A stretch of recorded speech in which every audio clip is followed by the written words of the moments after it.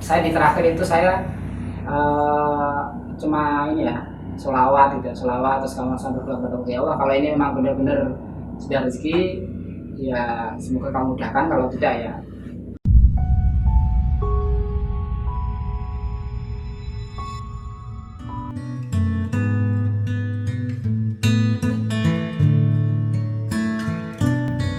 Assalamualaikum warahmatullahi wabarakatuh. Salam sejahtera bagi kita semua. Saya Fani Aulia. Senang sekali kita bisa kembali hadir dalam CPNS Corner edisi 2. Kali ini kita akan mewawancarai salah satu CPNS dari Inspektorat Jenderal Kemenak, yaitu Mas Ahmad Nurul Furqan, yang mengambil salah satu formasi sebagai auditor ahli pertama. Kita kenalan dulu nih ya sama Mas Furqan. Coba Mas, saya kenalin dirinya dong. Ya, nyatu saja kita ya. Iya. Kenalan apa ini? Nama saya Ahmad Nurul Furqan, saya asal dari Jawa Tengah ya. Dan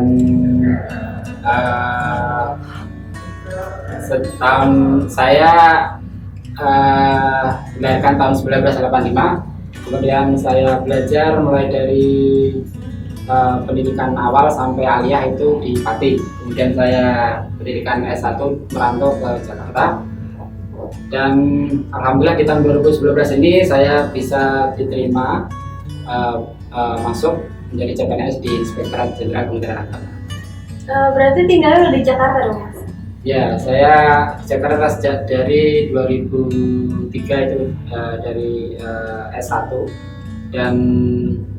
dan kebetulan di CPNS kali ini itu termasuk terakhir saya. Maksudnya ini kesempatan saya terakhir, alhamdulillah bisa terima. Dan saya mengikuti CPNS itu, ujian CPNS itu selama 4 kali dan ini keempat kalinya saya terima, alhamdulillah. Jadi seperti itu. Alhamdulillah ya Mas ya, di 35 Ya. tahun berarti ya Mas ya? Ya sekarang saya sudah 35, karena kan maksimal 35 ya. Iya, 35 tahun, keempat kalinya alhamdulillah ya Mas ya. Maka yang saya ingin beritahukan pada semuanya calon CPNS yang hendak mengikuti ujian CPNS, maka sering saya ingatkan adalah finish what you started, selesaikan apa yang kamu mulai. Jika para milenial CPNS yang masih baru-baru ini ya, masih banyak kesempatan, maka jangan menyerah ya, sampai nanti sampai benar-benar tidak bisa mencoba ya, syarat-syaratnya tidak bisa sehingga tidak bisa mengikuti ujian, maka tidak apa-apa, memang itu belum rezekinya ya. Tapi kalau misalnya kita masih bisa mencoba ya coba saja, supaya kita bisa mengabdi, mendedikasikan diri kita pada negeri ini ya. Nah, kita akan mulai ya, tanya-nanya nih sama Mas Furqan nih, motivasinya jadi PNS di Ditjen Kemenak itu apa sih Mas? Ya, motivasinya itu tadi ya, yang pertama itu untuk mendedikasikan diri, mengabdikan diri lah, itu bahasa umumnya, mengabdikan diri dengan apa yang dimiliki untuk negeri ini. Selain itu juga mungkin banyak dari CPNS yang untuk membagikan kepada orang tua, dan itu menyusul itu. Yang pertama tadi yang terpenting adalah untuk mengabdikan diri kita pada negeri.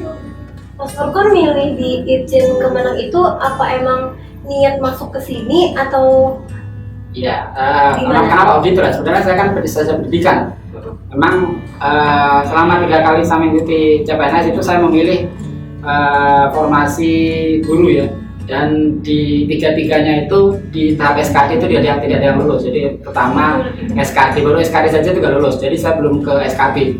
Kedua mulai dari tahun 2013 itu saya mulai, kemudian sampai tahun 2018 juga itu semua formasi guru itu SKD itu nggak lolos. Dan alhamdulillah di tahun 2019 ini mungkin karena rezeki mungkin dari diberikan kesempatan oleh Allah, SKD bisa lulus sehingga saya bisa mengikuti tahap selanjutnya, yaitu seleksi pengemban bidang. Jadi ya seperti itu. Yang formasi gurunya itu ngambilnya di Jakarta atau di daerah Mas? Ya itu saya ngambil di daerah itu selama 2 kali, kemudian di Jakarta 1 kali, itu nggak ada yang lolos SKD-nya. Rezekinya berarti di sini ya? Ya, kemarin juga saya lihat ini formasi kok banyak ini 22. Selain itu juga saya punya sedikit. Jadi ketika melihat formasi juga ya, kalau misalnya kita satu formasi saja kan yang diambil itu kan banyak pesaingnya ya, sampai 3.000 gitu kan. Harus dilihat kemampuan kita juga. Kita harus melihat kemampuan kita kira-kira masuk tidak.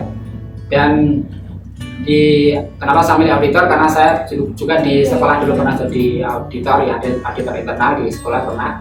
Dan saya punya pengalaman sedikit, tapi yang terpenting kita lulus SKD dulu. Jadi yang penting kita bisa lulus SKD, nanti SKB-nya itu kita pelajari tentang kita bisa melihat tentang undang-undang dan kita bisa persiapan setelah itu. Yang penting SKD lulus. Proses belajarnya itu gimana Mas selama beberapa kali gagal itu sampai akhirnya bisa lolos SKD? Ya, yang pertama kita otodidak mencari sumber-sumber di internet, kemudian banyak. Kalau tahun 2018 saya mulai belajar sendiri, tahun 2018 kemarin itu saya mulai belajar sendiri, mencari mengikuti grup-grup di Telegram, kemudian melihat kemudian mengikuti grup Instagram, kemudian melihat YouTube. Itu kalau tahun 2018 itu saya belajar dari buku-buku ya, buku-buku tips dan trik tentang penerimaan CPNS. Soal-soalnya mulai dari TKW, TKP sampai TIU ya, itu kita persiapkan. Dan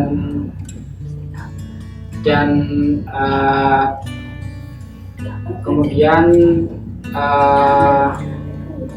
saya itu tidak masuk ya. Kemudian di tahun 2020 itu baru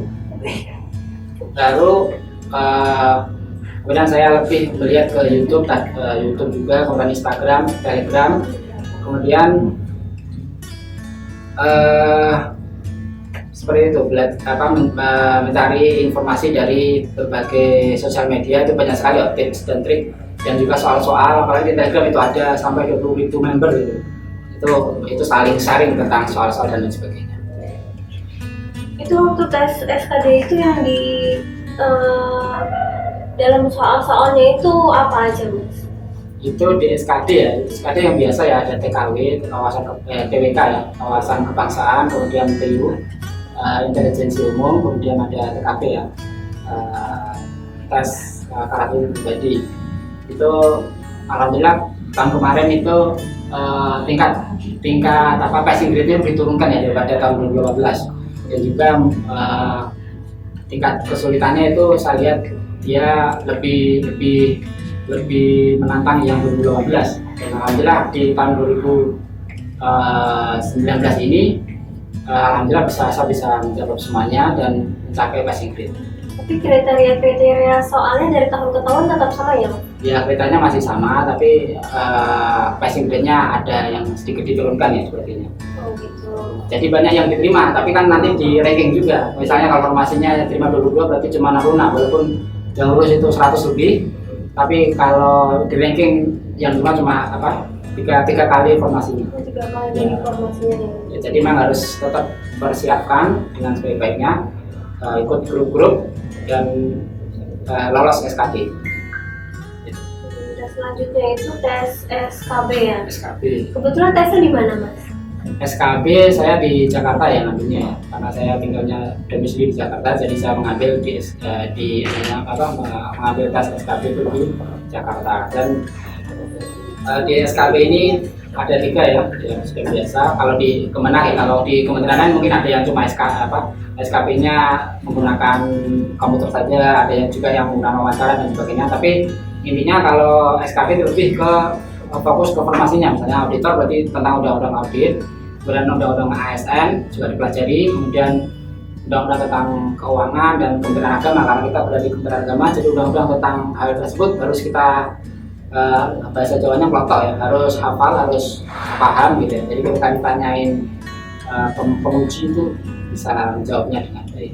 Dan ada wawancara, itu kalau di Kementerian Agama itu tentang moderasi, bagaimana moderasi beragama kita.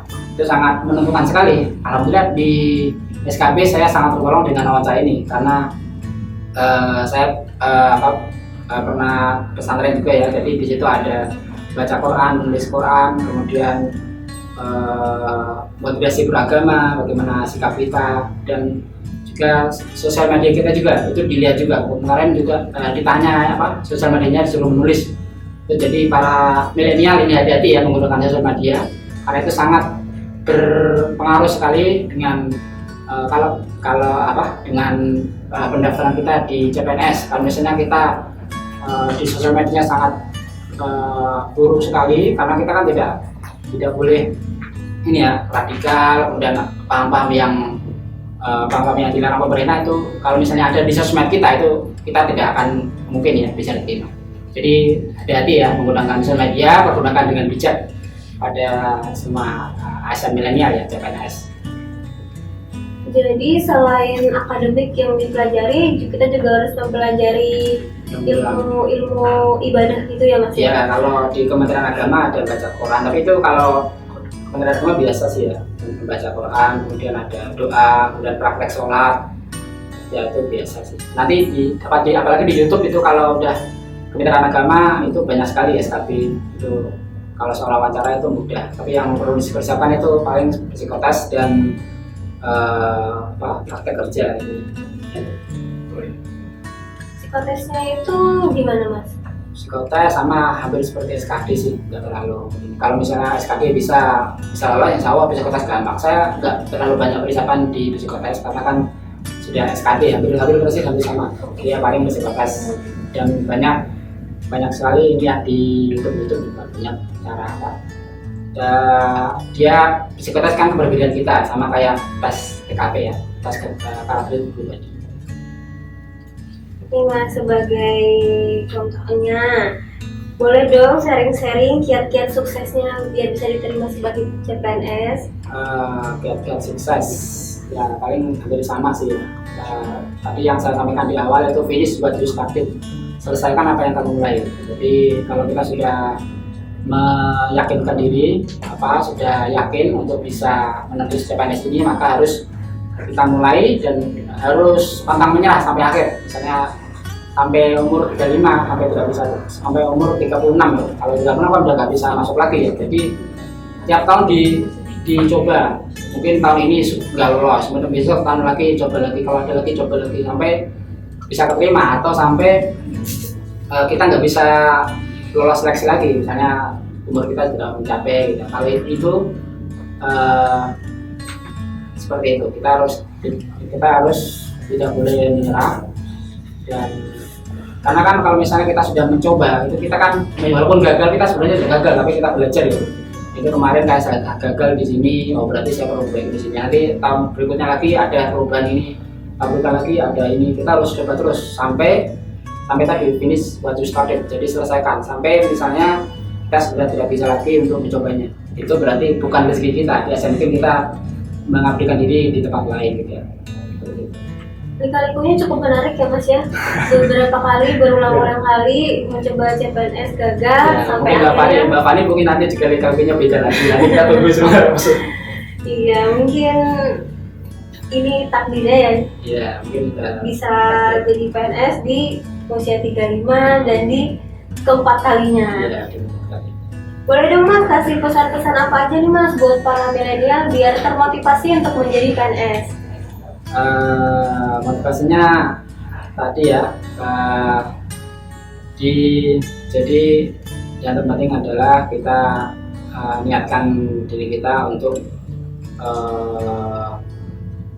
pantang menyerah, berusaha sampai kita tidak mampu untuk mencobanya lagi, dan sampai kita itu wah ini saya serahkan semuanya kepada Allah gitu ya. Jadi sampai itu pokoknya aja terserah Allah. Jadi saya di terakhir itu saya cuma ini ya sholawat gitu ya, sholawat terus kamu sambil berdoa, ya Allah kalau ini memang benar-benar sudah rezeki ya semoga kamu mudahkan, kalau tidak ya kalau tidak berarti itu sudah rezeki saya. Tapi alhamdulillah dimudahkan saya karena sholawat terus ya, sholawat di perjalanan itu, dan alhamdulillah soal-soal yang saya kerjakan semuanya bisa saya kerjakan tepat waktu. Dan alhamdulillah setelah saya selesai ternyata melewati tes itu. Kuncinya emang usaha dan tawakal ya terakhir ya Mas. Wah, Dan juga alhamdulillah doa nih. orang tua juga ya, minta doa orang tua. Iya. Alhamdulillah kita banyak belajar nih dari pengalamannya Mas Furkon yang lebih senior lah dalam urusan CPNS ini ya. Dalam wawancara kita kali ini. Terima kasih nih Mas Iya, Furkon sama-sama. udah mau bersedia hadir untuk membagi pengalamannya di CPNS Corner ini. Ya, tuh. Jadi umur tidak ini ya, umur tidak berdampak. Umur dari mulai dari muda sampai maksimal ya, minimal dan maksimal semuanya perlu dicoba. Terima kasih ya Mas motivasi-motivasinya dan sharing-sharing pengalamannya dari Mas Furkon. Untuk pemirsa di rumah jangan lupa terus saksikan CPNS Corner setiap hari Kamis jam 9 pagi. Terima kasih. Ya, Assalamualaikum warahmatullahi wabarakatuh.